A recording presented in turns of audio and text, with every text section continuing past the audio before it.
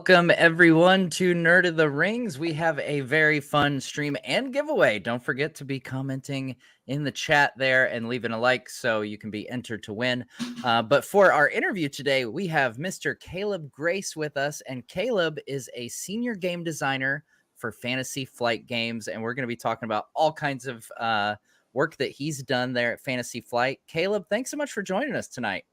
Yeah, Matt, thanks for having me on. So, Caleb, first of all, I wanted to say thank you again because you're severely jet lagged right now because you just got back from a very exciting event overseas in Germany. Why don't you tell us about what you're doing over in Germany? Yeah, thank you. I had a really special opportunity to attend the Lure of Middle Earth in Bacharach, Germany for the second time. My good friend Dominic is one of the uh, organizers for the event, and he was my host. I guess they liked me there the first time enough that they wanted to invite me back. So for people who don't know, the Lure of Middle Earth is a fan organized convention centered around the Lord of the Rings, the card game from Fantasy Flight Games, and also Middle Earth the Wizards from way back in the 1990s. And interestingly enough, that is the first card game that I ever played that kind of set me on the path to becoming one of the designers for the Lord of the Rings, the card game.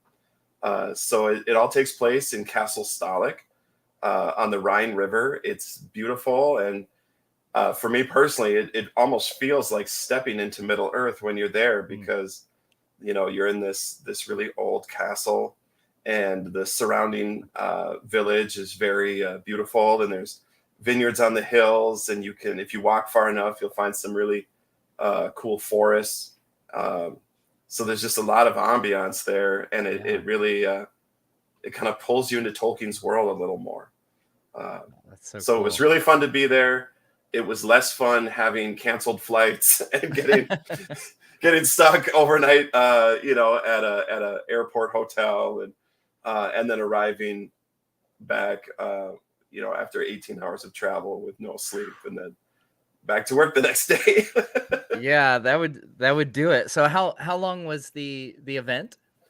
The event was, I think most people actually show up a little early. They're there on Thursday, so it's Thursday, Friday, Saturday, Sunday, and it's just sold out. Like, it just keeps growing year after year. I think this year they said is the most people they've ever had, and they credited a lot of that to the new repackaged version of the tabletop Lord of the Rings card game.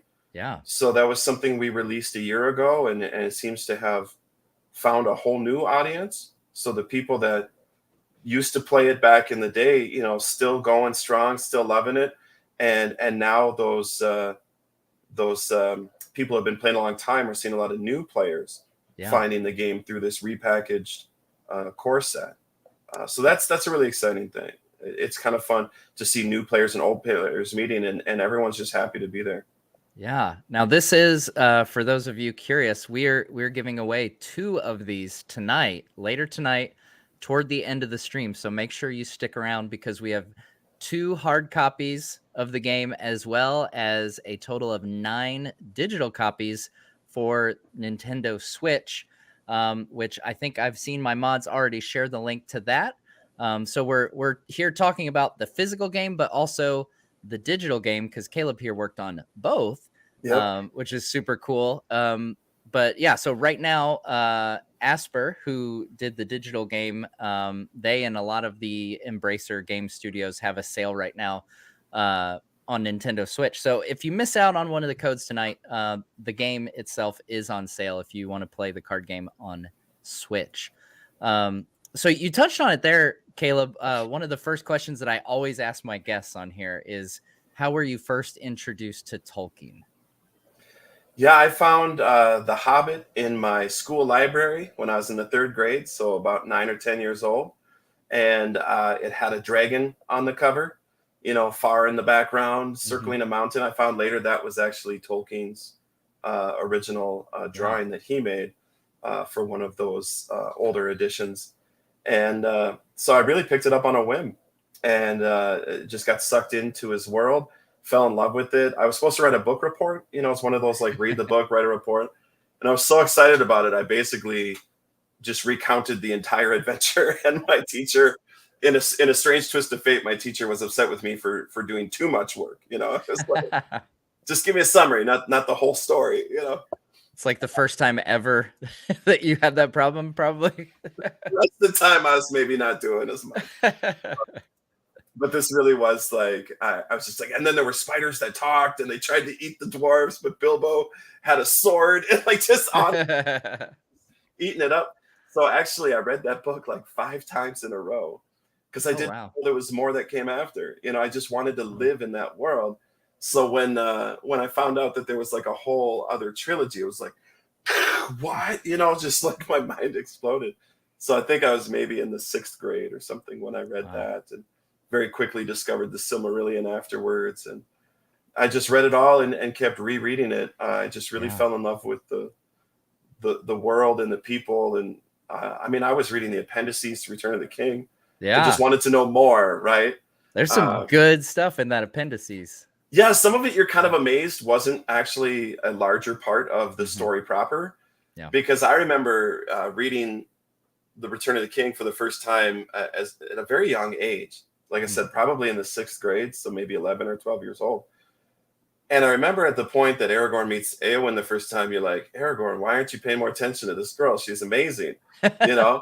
And of course, for older readers who pick up on subtleties, unlike 6th graders, there's hints of this other romance throughout the book.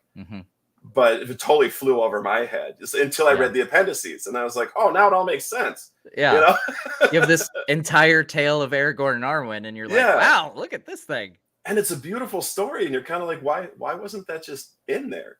But yeah, that's one of my favorite. It's funny that you mentioned that because the tale of Aragorn and Arwen, I've long said that's I think one of Tolkien's best pieces of writing is that story. There's some just like heartbreakingly beautiful stuff in that. He's a very romantic author, and I really like that, like in the kind of the classic sense too, But I especially love the theme throughout his works of like real love is not instant gratification. It's not like just immediately everything's easy. It's like all of his classic loves, like Aragorn and Arwen, Beren and Luthien, right? They all had to endure in order to be together. Which is tragic and beautiful and kind of maybe more true to real life sometimes. Man, so of all Tolkien's books and stories, which one is your favorite, you would say? Holy smokes. I feel like it's whatever I'm reading at the time. You know what I mean? Like what it's tough, right? Because for Fellowship, I think was my favorite because I love the forming of the Fellowship. Even before they get to Rivendell, I love the 4 hobbits coming together, and there's so many classic moments, from the chase at the ford and the journey through Moria. So that's like my favorite adventure story. But then you read Return of the King, and you're like, this is just so epic. It moves so quickly. The Battle of the Pelennor Fields. I mean, that's just the moment of Gandalf in the archway of Minas Tirith is such an epic moment. Just building to that point. Oh gosh, yeah. Right. But then I feel like then I read the Silmarillion and I go, this is his best writing ever. This stuff is just it's transcendent. It's so good. So it's just kind of whatever I'm into. Yeah. Yeah. It's all good for my opinion. That's awesome. So tell us a bit about your journey, from fan to where you are now, where you're working at Fantasy Flight and adapting Tolkien's world into a very unique adaptation, which is gaming. Right. I feel very fortunate. I feel very fortunate indeed to be a part of this community, to be invited back to the Lure, and to all the friends I made, because it was never anything that I had planned. It wasn't even an ambition of mine. My education was in English education. Like my plan from the time I was a high schooler was to become a teacher, and I was for several years. And then I found myself without a job, and I applied here. But kind of what led me to that point, looking back, it all made sense. Like I mentioned just a little bit ago, the Middle Earth CCG, the wizards from the ice company. Um, that was my first foray into collectible gaming. Mm-hmm. Prior to that, it was all like Risk and chess, you know. Yeah. Um, and the reason I picked it up is, as I mentioned, you know, when I was young and reading these books, you know, they just captured my imagination. But it wasn't like today where Lord of the Rings is everywhere. You know, this was all well before the movies.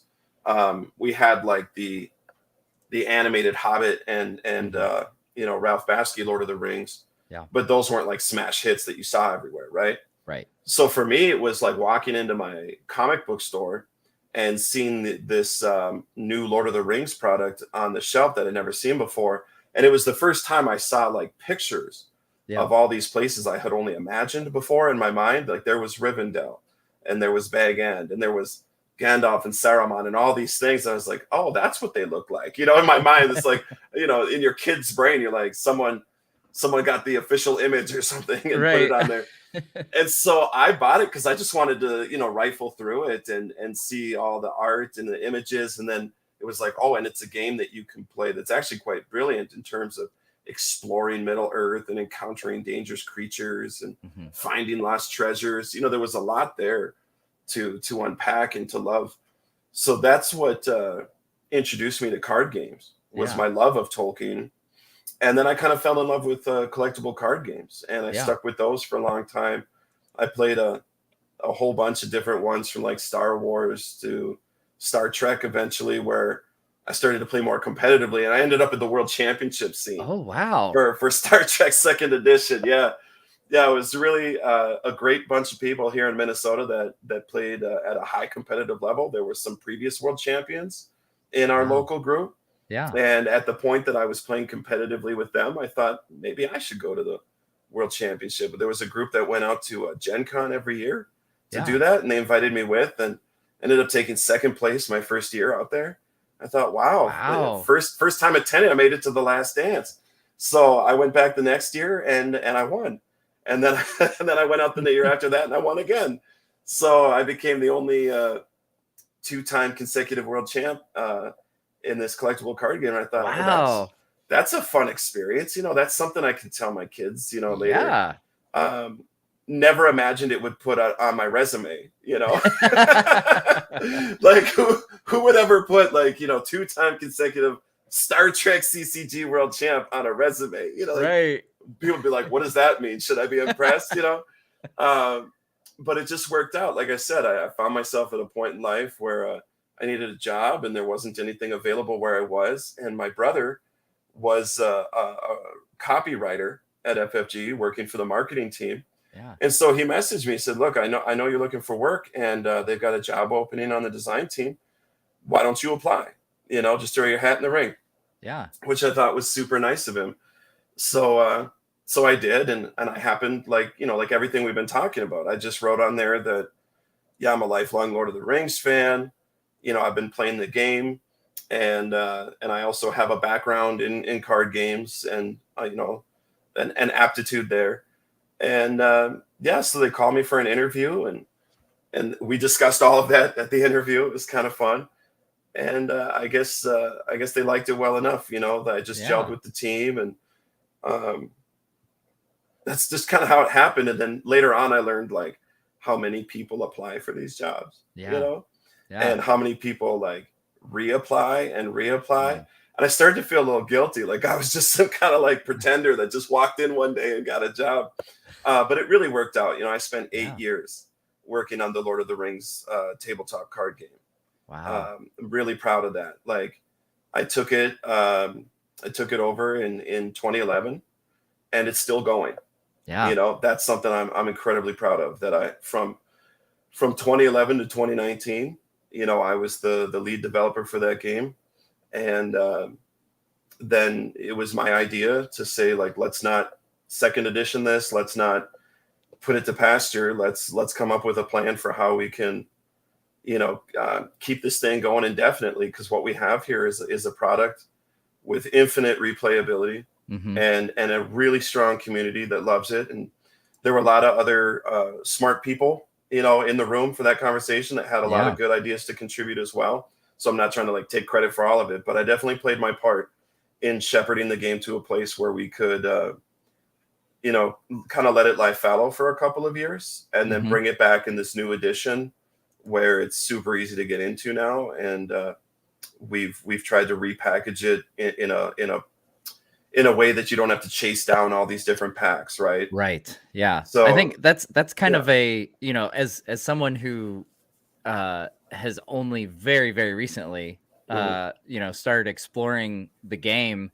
it can be really daunting with a lot of and not just, card games, but tabletop role-playing games, stuff like that. Yeah. If you're not familiar with it, it can be really daunting. Like, how do I even start? And so Mhm. I love that you guys did this to say, here, this is where you start. It's perfect.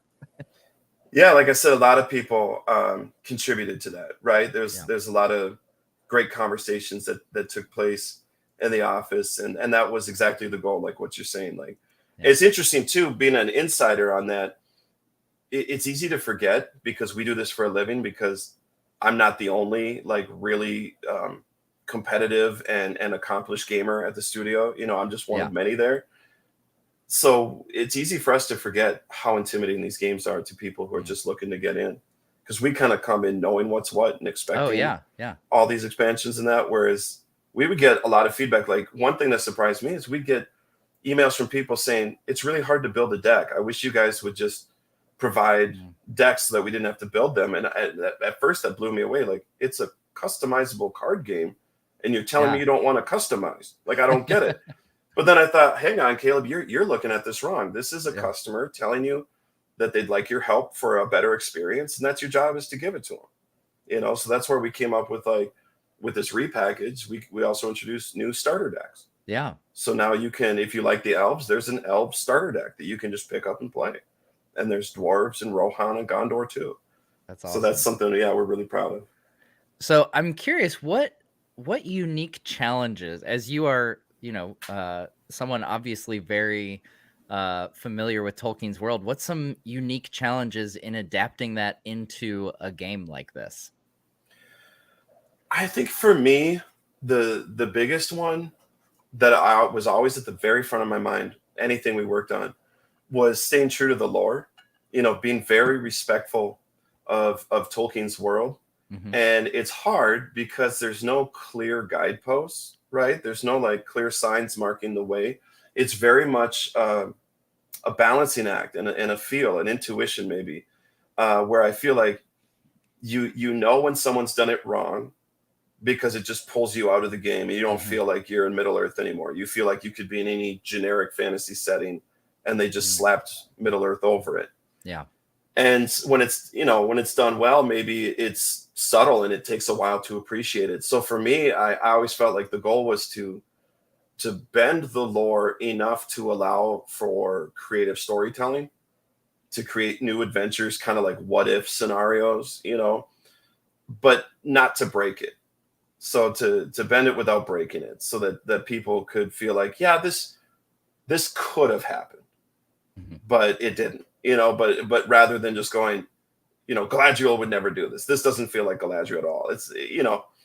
So that was always a challenge, and that's something I also feel really good about, because that was, I think, the feedback we would get, is that people would understand, like, hey, there's a lot of respect for the lore here. Yeah. So I'm sure there were times that we probably overstepped and maybe disappointed some people, but overall, I feel very good about rising to that challenge. Yeah. Are there any story elements or sets that you remember having particular um challenges, or you know um that really gave you trouble in seeking to adapt? Um, the one that I think was the most interesting was when we did the Harad cycle, and now this was a decision we made actually years in advance. It was kind of, we used to keep like a big map of Middle Earth, like Hmm. in my cubicle, and my coworkers and I would basically look at it and like plot out where we wanted to go. And so we mapped out this like multi-year plan, Mm. where we told this one cycle took place in Arnor and Angmar, right? Is and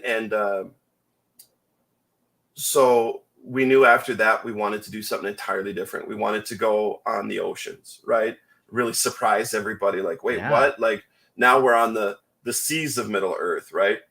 And then from there, we knew like, hey, we have this opportunity. If we're out on the water, we can really go wherever we want to go to set up the next cycle after. Yeah. So we thought, wouldn't it be cool to kind of end on a cliffhanger, right? Mm. Where you end the Dream Chaser cycle is the name of the one where you're sailing and a lot of your adventures take place on the ocean, and that ends in the city of Umbar, which is during the timeline of our game, that's enemy territory, Yeah. right? So that was the kickoff then for the Harad cycle. Was we are going to start the cycle in Umbar, way down to the south, and we wanted to do something really special with that. So this is where the challenge came from. Was like we were like, how could we take advantage of the fact that we're going to be in Harad and this is a place Tolkien doesn't really describe much. Right. So now we have a lot more freedom, but also with that a ton more responsibility then to be very respectful and again trying to stay true to the lore. So we put together this really detailed vision of how we are going to meet a tribe of Haradrim who are going to become our allies, and it's going to be because they don't like Sauron at all. There's and I felt like this was really hinted at. For sure. I believe it's in the Two Towers, right, where Sam watches Faramir and his rangers fighting the Haradrim, and one of them dies nearby.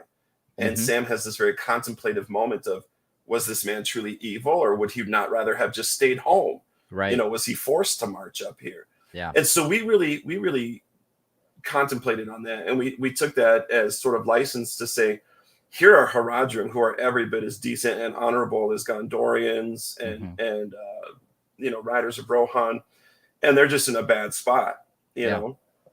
And they rescue our characters as we are stranded in enemy territory, and they bring us into their village, and they have like this code of like, they help people in need, but by doing so, they've drawn the eye of Sauron.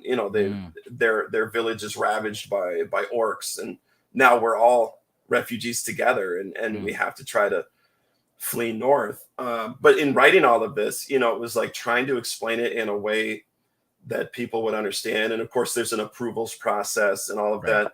And I just remember being asked if I could please explain how we were, coming up with this idea of Haradrim.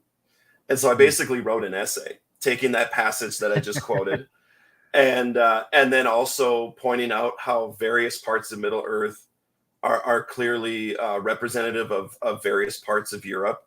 Yeah. And that Harad was clearly meant to be, representative maybe of like North Africa. And so we're just kind of like, taking them by the hand and sort of walking them through our thought process in a very collaborative, very transparent way.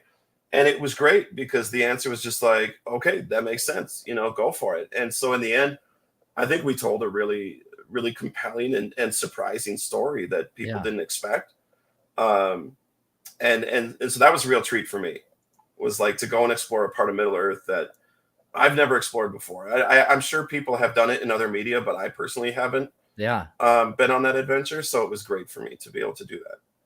That's awesome. And you mentioned that's Dream Chaser. You mentioned that, and you guys just announced a repackaged Dream Chaser expansion for the game just today, we heard. So this is a look at the new box art that was just released today. So we were showing earlier the base set. So here's your first expansion if you guys are looking for a way to expand your game. It sounds like an awesome set. I love that you guys took that approach with Harad, because I think we get the same hints for Rune as well when Tolkien in his late writings talks about the Blue Wizards helping in the East, and if their work hadn't gone on, then the forces of the East would have outnumbered the West in the war. And I've always thought, like, well, logically, it's not like the two Blue Wizards are just going all John Wick in the East and taking everybody out. Like, I think that they're working, with probably groups of, Easterlings who are resisting. So yeah, I love that you guys have expanded into those realms. So also as part of this, we've been talking about the physical game a lot so far, but you also worked on the digital game, which we're Hmm. talking about the sale. Part of the timing here. They have a sale through March 9th on the card game on Nintendo Switch. And just here in a few minutes, I'm actually going to announce 4 winners of Switch codes, guys. So and then we'll announce everything else at the end. But I'm gonna get you guys nice and alert here with some winners.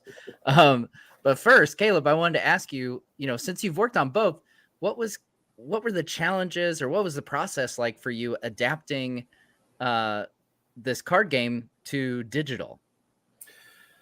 Well, the tabletop game is very involved, Mhm. so bringing that to digital, there was a couple ways you could have gone about it. I think a lot of people would have liked a one-to-one adaptation for maybe a computer game, Mhm. where you can certainly do very complicated, deep strategy games on a computer. But the goal was always to make it mobile friendly, you know.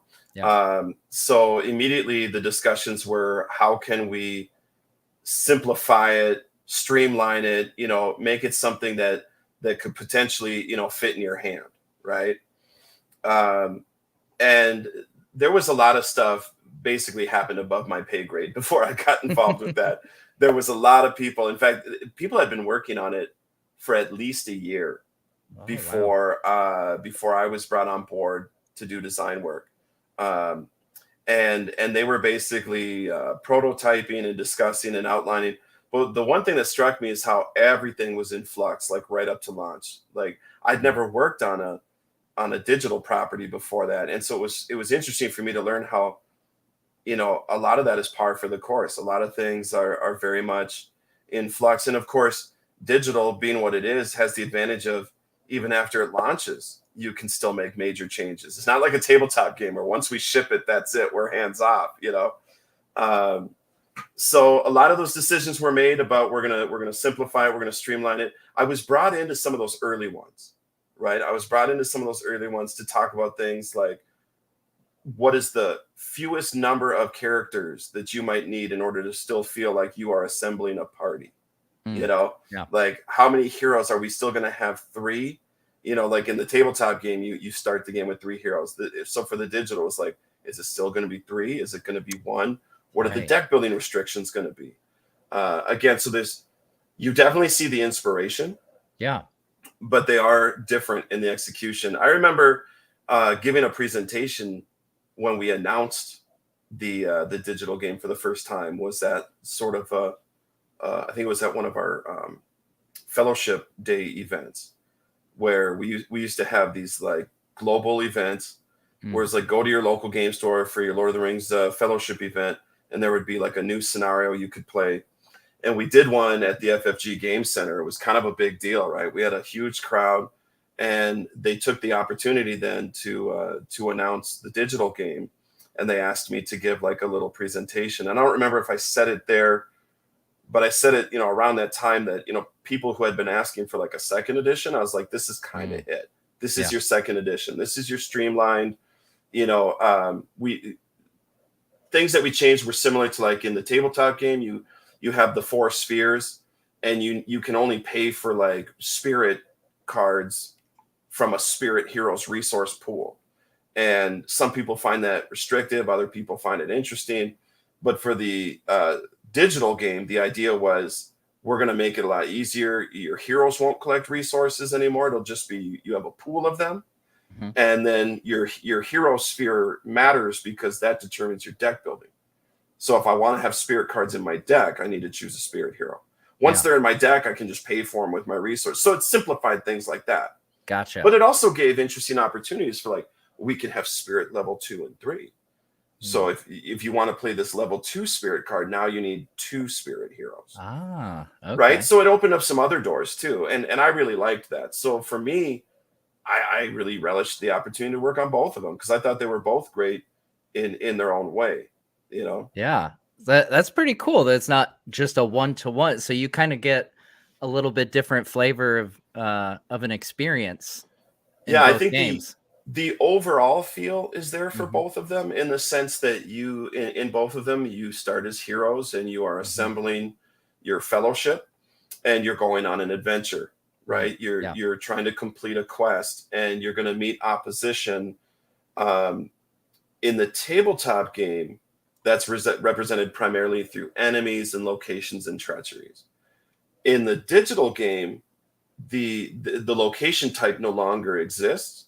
Hmm. Instead, the game itself, like the background itself, is the location, which I found really immersive and really cool. Yeah. So like when you boot up, one of the early quests is to travel through Mirkwood. Your backdrop is a Mirkwood forest scene. Oh, that's kind of cool. Yeah. And if you reach, a ford in the river, your backdrop is the ford in the river. You can see the water wrapping around the Mm. screen. So it's very immersive in that way. So and I like that. So they replaced sort of the location card type with new, I think they're called objectives. Mm. Um, so all your heroes, they have either they have both willpower and attack.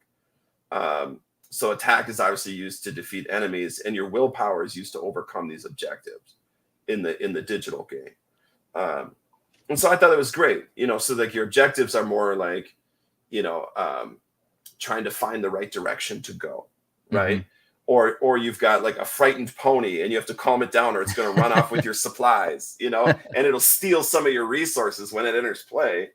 And if you don't rescue it, like you just lose those resources. Oh But if you man. rescue it, you get them back. And Yeah. it was really fun to do things. I think one of the lessons we learned on the tabletop is that there's a bit of overhead, right? Like because in a cooperative game, there's no opponent. That means you are playing your deck and you're running the scenario, right? You have to Mm-hmm. remember the steps, you have to remember the cards, and that's all handled for you in the digital game. It's one of the advantages of a Yeah. digital experience is that Sauron runs the deck, right? Because Yeah. we set it up in a way that it looks like you have an opponent, and your opponent is Mm. Sauron. Like he has his own hand of cards and he has his own resources, and he can play his enemies and treacheries and objectives and things. Nice. So in that sense, it's less overhead because you only have to play your deck. Right. Now, I promised some giveaways real quick here. So I'm gonna pull back up our our look at the. So this is the layout here, guys, on Switch. So here's 4 people who are about to go gaming in Middle Earth here. So first up, we have Justin Girth wins a digital code for the Lord of the Rings card game on Switch, along with Noah Chain, Alicia, and Jackie H. Congratulations, guys. We still have 5 more digital codes and 2 of the physical starter box sets of the physical card game. And Caleb, we had a chat here from Jam Art, and I didn't have this on my original list of questions, and I can't believe I didn't. But the art in these for this game is fantastic. All the Fantasy Flight, we talked about Mm-hmm. a little off-camera Journeys in Middle Earth is the same way. But Mm-hmm. you guys have some amazing artists that work on these games. And so Jam here is asking about the process for the artwork. Do you have any Mm-hmm. insight onto that you can give us? And he also specifically wants to know if Grand is in the game. Well, I answer the second question first, and yes, Grand is absolutely in the game, in right where it should be in the Battle of the Pelennor Fields, which is a scenario that I designed for the Flame of the West expansion, which is part of our Lord of the Rings saga line of expansions. So, just a brief bit of history here to help create context for that. When the game was first created, that core box that you see and the Harad cycle and the Dream Chaser that I was telling you about, the game was originally conceived as really a what if kind of game of like, Yeah. here's a bunch of adventures that were not in the books. These aren't like retelling of any story. They're more like, you could imagine Aragorn going on this adventure. You could imagine Gandalf doing this. So it's really just trying to tell something plausible. Whereas the Lord of the Rings saga expansions, we call them saga because they're telling the actual events. So and those are being repackaged too, which I'm really happy to say. The first part, the Fellowship of the Ring, is out now, and the Two Towers and the Return of the King will be released in time, right? And so if you want to see Grond, that will be in the Return of the King box. As I mentioned, the Battle of the Pelennor Fields is one of the most epic scenarios in the game. I had so much fun designing it because of the another feature of the saga line is the campaign mode, where the results of each adventure contribute to the next. And so the Flame of the West kind of pulls in from all these other adventures and brings them all together to a pretty thrilling climax. And so Grond is there trying to smash down the gates of Minas Tirith. Nice. Now, as for the art, it truly is incredible. And I came to the game as a fan before I worked at Fantasy Flight. I had already been playing the game for several months, and it really brought me back to those days of looking at Middle-earth the Wizards as a kid and just kind of gushing over all these images. The art for the Lord of the Rings is just gorgeous, and all the praise goes to the artists and the art department. We have a talented group of people at FFG in the art department. They're hardworking and passionate, and they art direct all of these pieces. So they recruit the artists, but they'll go to conventions, they'll look at different websites where people showcase their art to find the people they'd like to work with. Pardon me. And then they'll assign them different pieces. My part in this is I write the art briefs.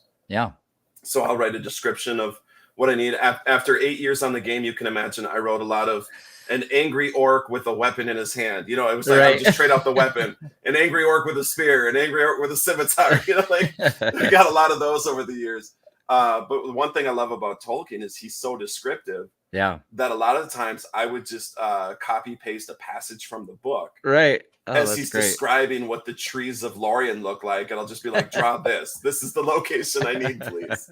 Or Galadriel playing the harp. It's like, please just draw Galadriel from this passage. But our art directors, they work with the artists to help, because it's not just drawing a good piece. Here's a bit of insight that I can offer that might be meaningful. It's not just drawing beautiful art. It's drawing it to fit the card frame. That's a neat trick, because different cards have different card frames. You need to draw them at different dimensions, and they need to pop once you put the frame around them. They need your eye needs to focus on the right part of the art. So that's where our directors are kind of guiding them as they're turning in this amazing art. They're like, this is great, but you need to adjust it a little, so that it really pops in the frame. That's awesome. I've run into several people who have said, if nothing else, I'm going to get the game so that I can admire the artwork in it. It's fantastic. And it only gets better. Like when you showed that Dream Chaser cover, like that's such a beautiful cover. And so that was one of these amazing things where the art started fantastic and it only got better as it went. And we were so fortunate, the kind of artists that we got to work with. So this, of course, is a white ship sailing from out of the Grey Havens, which is one of the most iconic shots, I think, in the entire trilogy. That people, even before the Peter Jackson films, but have long pictured in their minds. Now, D brings up a good point, which kind of goes hand in hand with my next question. So D asked, how does the learning curve compare to the deck builder Dominion? So my next question, we can kind of roll these together, is, what advice would you give to people wanting to try out the Lord of the Rings card game for the first time? That is a great question. And I'll just share a bit of my experience with that too. Because like I shared some of my pedigree, I came to this game after winning the Star Trek World Champions, right? So I like to think I'm a pretty competent gamer. Like I said, I have a degree in English education. I can read, I can understand. It took me a couple tries to get this game. Mind you, I was trying to learn just on my own, no help from anyone, no tutorial videos. And I feel like I picked it up well enough, but it took a couple tries till I felt I had the hang of it. And ever since then, I have likened it to learning to ride a bike.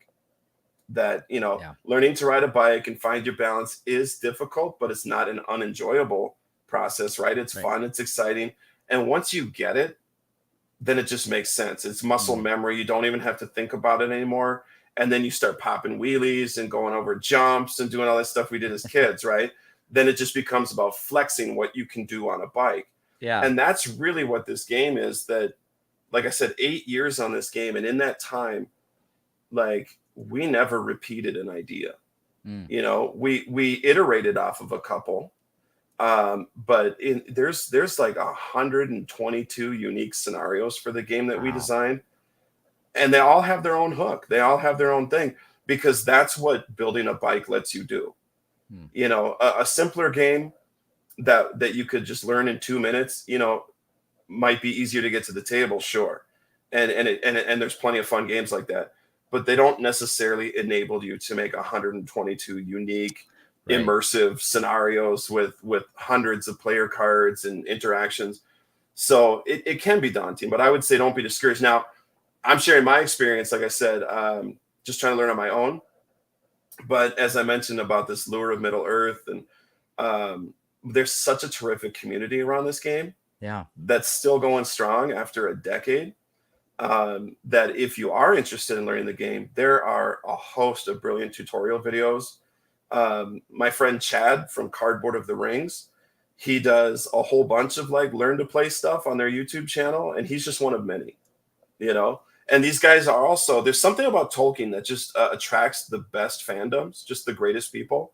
Mm-hmm. You can reach out to anybody in this community and say, hey, I'm just looking for a little help to learn the game, and you will get a half dozen people within 15 minutes, all volunteering. Check this out. Oh, hey, I struggled with that too. Like, my greatest privilege about working on this game is just all the friends that I have made Yeah. through meeting the people who play, when they invite me to the lure, or they invite me to Con of the Rings here in Minnesota, Mm-hmm. or I go out and meet them at Gen Con. You just couldn't ask for a nicer group of people to be around.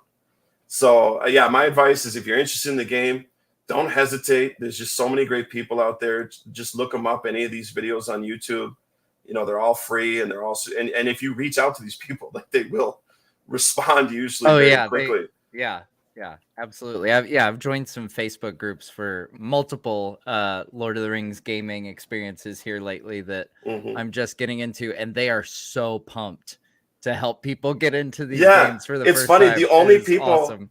The only people they get impatient with are the people that are like, dude, read the rules for yourself. And then those are the people that they're like, hey, man, there's no place for that here. Yeah.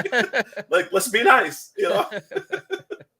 So who knows? You guys try out the game, and you never know. You might be the next I don't know if this is a thing, but it should be the Lord of the Rings card game world champion. Just like Well, you could be a there's world no world champion like Kevin. champion in a cooperative card game. Oh yeah. I didn't think about that. No, it's okay. It's just kind of funny because it actually reminds me that FFG, we used to host the World Championship weekend. That was the thing we did for our competitive card games. And someone Oh asked, yeah. like, is Lord of the Rings gonna be there? And there was this like real long debate in the office of like, you don't have a world How would champ you for do it? a Yeah. cooperative, but they're like, but there's people who want to play. And that's actually how we ended up creating the fellowship event. Oh, Was that's cool. sort of an outlet. Since we don't have a place at the world champs, we'll get our own event. And then I mentioned, like I said, the fans have really kind of taken over too with Con of the Rings. Is this really successful event where you have people flying from all over the world to my little corner of Minnesota because they just want to come play the tabletop game with people in this great community for a couple of days, and they will be there from open to close. They're like 12 hours of Lord of the Rings, just having a great time.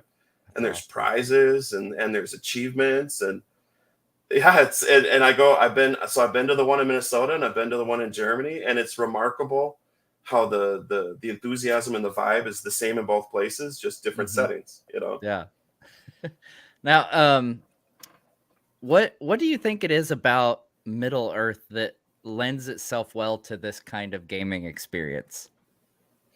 Oh, because it's just rich with possibilities, Hmm. right? I mean, it is the fantasy setting, right? It's the father of all fantasy settings, and for me personally, I think it's that rich history, right? Wherever you Hmm. are in Middle Earth, you know that it has some deep, deep history, and so for me, I think that makes it more special. So to try to make it real, like the fact I just got back from Germany, like I said, I just got back from being on the Rhine River, being in a castle, and for me, I love being there because there's this feeling I'm standing here where big events took place. Hmm. Yeah. Like that city of Bacharach used to have a city wall around it, and I got to climb on the hill across the valley from the castle are these beautiful vineyards and this really steep staircase that goes along the old castle wall, or sorry, city wall. But it's just a ruin now because it turns out like Napoleon's army destroyed it forever ago. Hmm. And then I'm just like, oh my gosh, that's like the guy you read about in the books, right? Like I'm Right. Yeah. standing connected to history. And I think you get that from Middle Earth too. I Yeah. think you get that feeling of Absolutely. like when you travel to Rivendell, you're like, this place is just storied with history, right? And Elrond and like all the people, oh, we might meet Glorfindel there. There's all this possibility where you travel through Mirkwood, you're like, oh, we're probably gonna see spiders and maybe some wards. Like, I think if you're at all familiar with Middle Earth, it just builds that anticipation. Hmm. And so Yeah. our job when we're making the game is to try to heighten that experience and to deliver it, and then try to do it in some unexpected ways, try to, some pleasant surprises. Um, Yeah. but I know for me personally, like if I see a game that's based in Middle Earth that looks at all respectful of the lore, I'm immediately interested because I just can't get enough of it. I'm still that kid who Yeah. wants to read The Hobbit 5 times, like I just want to live there. You're kind of essentially your job, you're kind of doing like the ultimate book report on Middle Earth, basically. There it is. I hope my teacher is watching still. Right. Now, of all the because obviously this game has a lot of expansions to it. What's Mhm. your favorite expansion, or if you have a favorite, you know, deck element, what's kind of some of your Mhm. go-tos personally? Yeah, so there's a couple different questions in there. The first one is really easy for me to answer as far as like my favorite expansion that I designed. It would absolutely be the saga expansions, Mm, the Fellowship, the Two Towers, the Return of the King. Just because that story is so special to me. yeah. I've reread those books so many times now, and so to be able to create the direct retelling and to give people that experience of you literally start at Bag End. That's the first location you explore is Bag End, Yeah. and you end at Mount Doom, and you travel to everywhere in between, right? To the Prancing Pony and Rivendell and you know the Bridge of Khazad-dûm and all of these places. You get to do it all, and what a gift to me to be able to work on that and see it through to its completion. I made a document at the start of that, like a spreadsheet, where I put down the name of every chapter that Yeah. I was going to cover, and then kind of the hook of what that was going to be in the scenario, Yeah. and then I listed all the characters and places and enemies and everything we would encounter, and I drafted it all ahead of time, so that as I went through developing it, I was just checking stuff off the list. And I had like in there too, I had like design notes for like what's going to be the Mm, hook of this scenario. Like for example, I mentioned briefly like the flight to the ford where yeah. Frodo's been stabbed and you need to Right. get him Yeah. to Rivendell. Like I knew from the beginning how that scenario was going to work because Frodo is wounded Yeah. and you're running out of time, and so you need to get him to Rivendell, and so that scenario is a race with Yeah. a unique mechanic for tracking Frodo's health, and it can only go down. It's like Yeah. I think you can get some athletes to like staunch it for like a turn, but it never goes back up. It's just going Yeah. down, and that added a different kind of pressure. And of course, the last stage, you have to get past the riders, and the Witch King, and so that was a real joy to do that. That will forever be top draw for me. And actually, at the end of it, the founder of FFG, Christian Peterson, he gave me a really gracious compliment. He said, Caleb, you've created something now that will forever be part of the pantheon of Lord of the Rings games. Mm, That, you know, there's ways you can play this on the computer, right? There's ways you can yeah. do this in role playing, and now there's a way you can do it, you know, on a tabletop card game. Yeah. And I was just so excited to be part of it. I hadn't really thought about it that way, but I was like, dang, I guess that's true. You know, Yeah. so yeah, I'm very proud of that. Very cool. Yeah, especially for how it ended. We had some real ambitious, like, you know, every box had to somehow, like, you know, exceed the one before it, you know. Mm-hmm. Yeah. Oh, So right. Yeah. we had some really ambitious plans, you know, particularly for Mount Doom. It's like, how are you going to make Mount Doom feel even more epic than like the Battle of the Pelennor Fields, right? Yeah. And so we actually came up with it because the tabletop game is typically played 1 to 4 players, and you all face the same scenario. You're all working together to defeat it. But we thought, you know, the end of Return of the King is really 2 different stories happening simultaneously, right? Mm-hmm. Aragorn's leading this desperate throw to the Black Gate, and the sole purpose of that gambit is to buy Frodo time. Right. And so we created the unwinnable scenario. And it's called The Black Gate Opens. And the idea is that you cannot win that scenario. There is no victory through strength of arms. Instead, your goal is just to survive as long as you can. Oh, and that's cool. The scenario just ramps up every turn. There's a card for the Black Gate that just collects tokens every turn. And it says, you know, after you reveal 1 card per player, reveal another card for every token on the Black Gate. So turn 1 is 1, turn 2 it's 2, then 3, then 4. Gosh. So by turn 7, you're revealing 7 additional cards from the encounter deck. And these are mostly enemies that are going to attack you. And then we thought, okay, that's cool, because in campaign mode, you'll record the number, and that's how many turns you'll have to destroy the ring in the next scenario. But then we were like, what if we took it a step further, though? This would be the really, you know, epic. What if you could actually play these 2 side by side? So in your 4-player group, where you normally all play together, instead you have 2 people going to the Black Gate. They're playing that scenario, and 2 people trying to destroy the ring, right? So you have Aragorn and Gandalf, and then you have Frodo and Sam, and then there's this interaction where the Nazgul are like flying between the scenarios. Yeah. So you have the Nazgul on riding the fell beast, and they can actually make it harder for either scenario. And so you want to be the hero at the Black Gate going, we'll take them, we'll keep them over here. And there's also the Eye of Sauron, which moves. And so, but you eventually reach a point at the Black Gate, you're like, look, we just revealed 10 enemies this turn. I don't think we can keep the Eye of Sauron on us right now, you know? But we pulled it off. That was the thing, is like, at the time I pitched it, I wrote that document, we'd never designed this kind of scenario where there's 2 scenarios happening side by side, and yet they're interacting with each other. Yeah. But by the time we got there, we'd already done it for a special Gen Con event called the Siege of Innuminos, and we're like, okay, we can do this.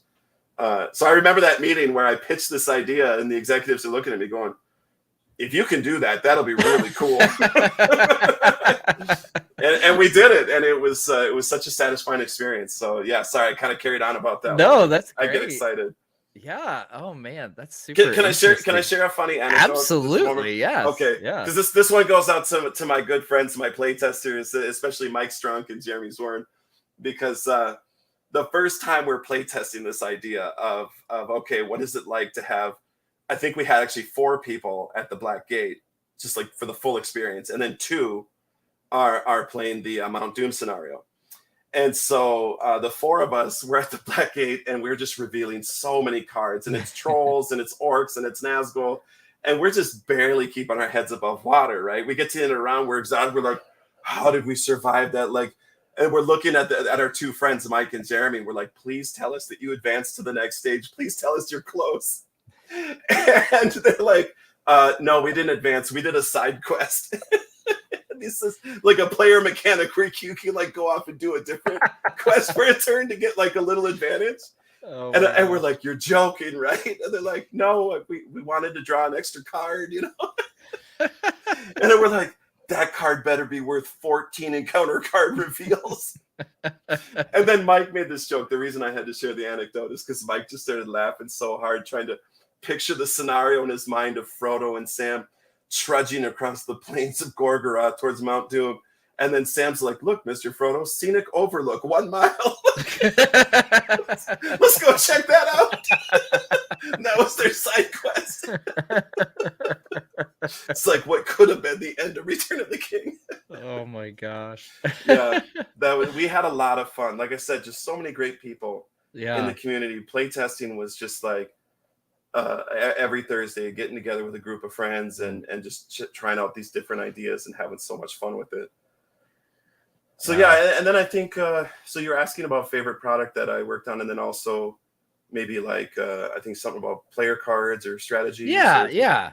Like what as you're building out your deck, what's some of your favorite, cards that you guys whether it's particular characters or even enemies, like, Yeah. what's some enemies that you love to hate when they pop up, you're like, son of a gun. Right.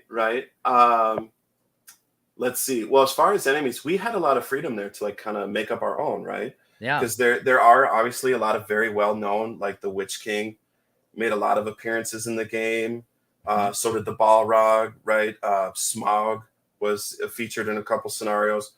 But the thing with those characters is, again, you want to be respectful of the lore, so you know that they can't just show up anywhere at any time, because we kind of know from Tolkien was very detailed with his history. We got a pretty good idea of where these people are in the timeline of our game. But one thing that was really great about working with Middle Earth Enterprise is they did give us a good measure of freedom to create our own. Yeah. So one scenario that I really wanted to design, I just wanted to do like a really old school, like dungeon delving kind of scenario. And I wanted to do it in such a way that kind of like once you enter, you realize like, oh, we're being hunted. Like there's something else in here and it's after us, right? So I designed this special standalone scenario called The Ruins of Belagost. And you're delving into the old dwarven stronghold. And in our scenario, we imagine that it's like half sunken, like because it was there in the mountains, right? When the Gulf of Loon was created. And so, with Moria, you get a sense of like the lower levels are on fire and there's a real, red and orange kind of hue to it. And to help distinguish it from that, we're like, what if this one's not like on fire? What if it's more like sunken? So there's more like, dark blues and thinking like an artist there. And so we have this really amazing art of this dragon we made up called Narlug. And it's like, it looks almost like a crocodile swimming through the water. Oh, it's this just startling art. And the artist just totally nailed it. And so this thing is like, up to its eyes in this, collapsed cavern, water. And it's got this mechanic where as you're trying to find your way through branching paths of this dungeon, at every stage, if you're there too long, this dragon's going to catch up to you, and then it's going to enter the staging area and attack you. And so there's that constant pressure of like, we got to get moving. Like whatever it is that we're dealing with, we need to hurry up because this thing is getting closer. Yeah. So that was like one of my favorite enemies, was this dragon that's hunting you. Was very fun to create. On the player card side, I mentioned the side quest. That was an innovation that I added to the game that I'm really proud of because it just felt so natural. Yeah. Right. Like Nate French, the creator of the game, just did a brilliant job. Like I said, he made this whole bicycle. He designed all the parts to work together in a way that we're allowed to do wheelies with it. It's such an accomplishment. There's nothing like it that existed before. It obviously lots of great card games, lots of great cooperative games, but it's the first fully customizable, fully cooperative card game of its kind. And the fact that we're still talking about it today just shows what a success that is. So my job working on it is to, try to come up with ideas that feel at home within its system. And so side quest was kind of like maybe the easiest one. Is like, here we are doing quests. What's the most common thing to do in a game that's quest driven? Is go off and do side quests. And so this was fun to put side quests both in the encounter deck. That could be bad things that pop up, like, oh no, there's a fog descended on the wilderness around you and now you're lost. Put your hand underneath this quest. You've lost access to all of this stuff. If you want your hand back, you have to go and defeat this side quest to get those cards. Oh, yeah. That was fun. But then we also put them in player card decks. And so it could be things like gather information, where you go and do this side quest. And then everyone, like I said, you get to search your deck for a card. That's what Frodo and Sam were doing when they should have been destroying the ring, you know. Right. But there was also ones like summon aid, you know, that what a classic kind of Tolkien theme of like, we can't do this on our own, we need help. Yeah. You do this side quest, summon aid, and then you everyone who's playing gets to search the deck for an ally and put it into play. Nice. You know, so it creates what did Tolkien say, that eucatastrophe? Eucatastrophe, yeah. Right. So we got to create some of these eucatastrophe moments where it's like, we need to do this side quest. You know, if we can get this done, we can bring out these allies who might save us when we're really with our backs up against the wall. And then the question is, will we make it though? Like, will we get it done in time? Oh, that's so cool. yeah, that's an innovation that I'm really happy with. And also I've gotten a lot of compliments on like different archetypes I helped design, like the Dunedain, the Hobbits, the Sylvan. They each have their unique way of playing, right? Yeah. Where the Sylvan in particular were one I was happy with, because they're mostly the elves of Lorien and Mirkwood, and they're reclusive people, right? Mm-hmm. Like whenever they make an appearance, it's a big deal, and Tolkien Right. reminds you of how deadly they are with their bow and arrow and their spears and that. But they tend to then immediately withdraw into the woods.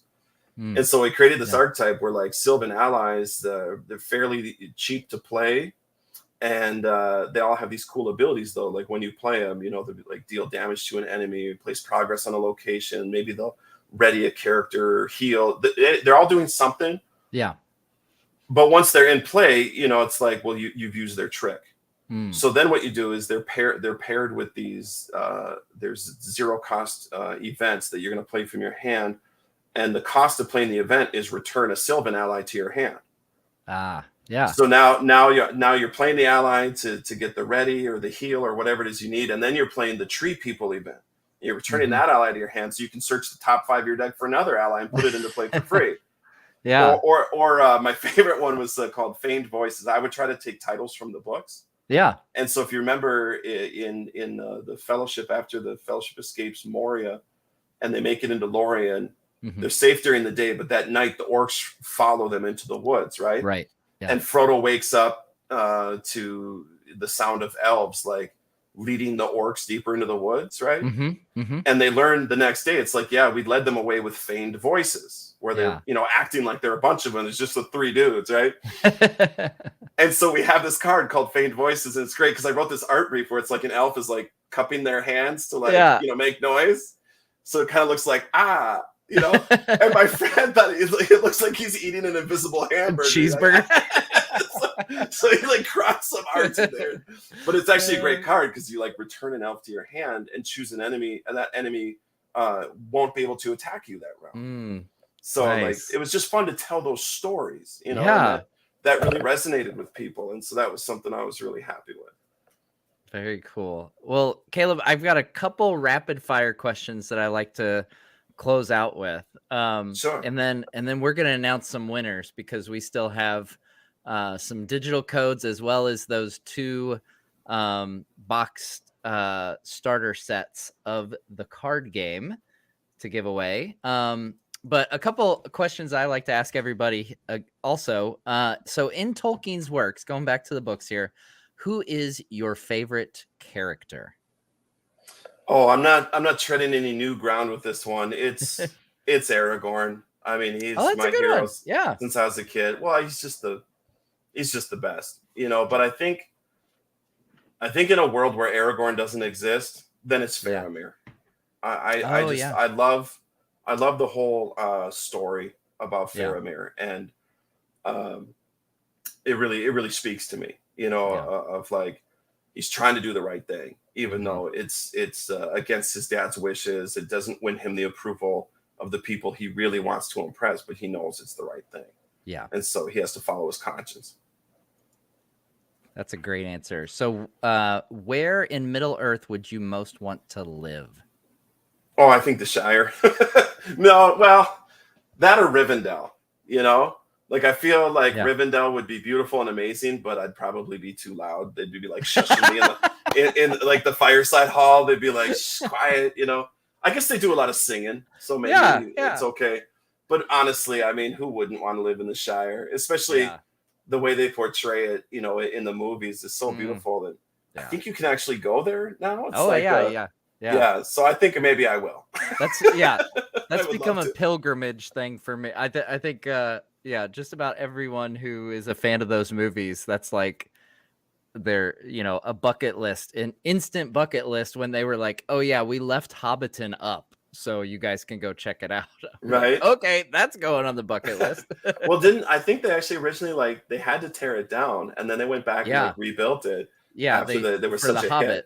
Yeah. Yeah, yeah, so The Lord of the Rings, they filmed it and then they tore it down after The Lord of the Rings, but then when Okay. they went back for The Hobbit, they were gonna rebuild it, and, part of the deal was that they would build it so it could stay up, and so now it's a big tourist attraction. They have the Green Dragon and everything there, so, Yeah, yeah, that's makes a lot of sense. yeah.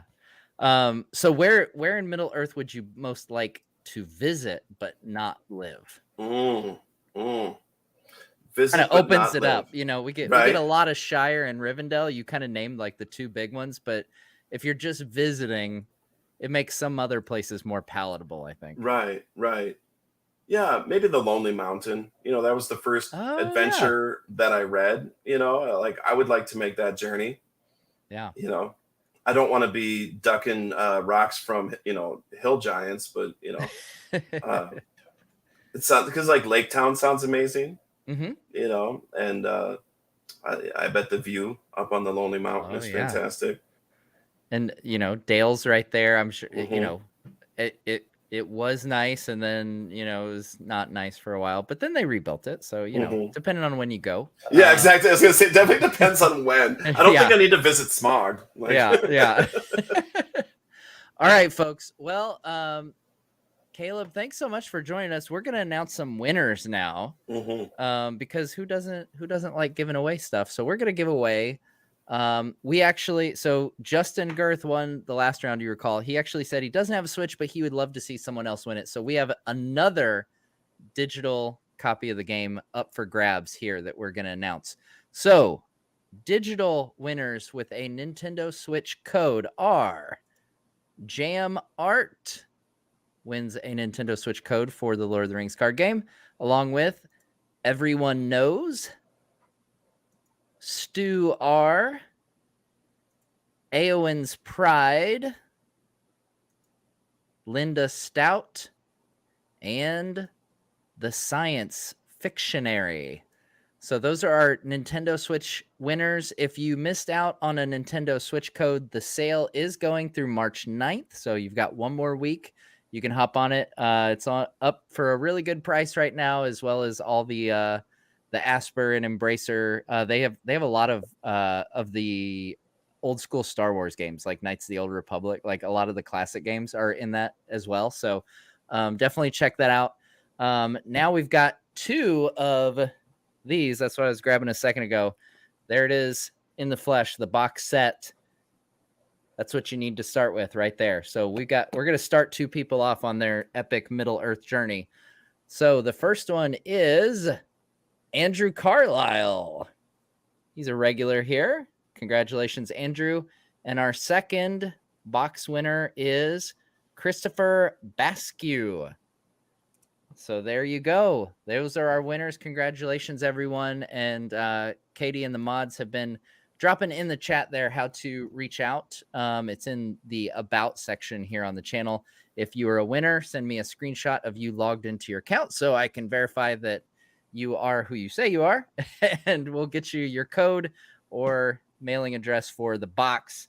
Congratulations to the winners. And guys, my mods will throw the links in one more time for both the digital and the physical edition. Check out does the oh, I'm sorry. both games. Yeah, go ahead. No, go ahead. Does the link show like the cost for the Switch edition is like super affordable right now? I think it's like $9.99 or something Yeah, like that. I think it's $10 right now. Yeah, let me Yeah. double check. Yep, it is $9.99 on Switch Yeah. right now. And I guys. just thought that was worth mentioning because I know some people hesitate when they feel like, well, it's $9.99 to get started, but then they're going to want all this money for all these expansions. I think what you're Right. buying at $9.99 is a complete experience. I don't believe Yes. there's expansions being made for that at the moment. I But don't. what you I don't get believe with there are. that is 3 full campaigns. I believe they are like 6 to 9 adventures each that tell a coherent story from start to finish. And for fans of the books, I think you'll really appreciate a lot of the lore. Smeagol plays a fairly large role in one of them.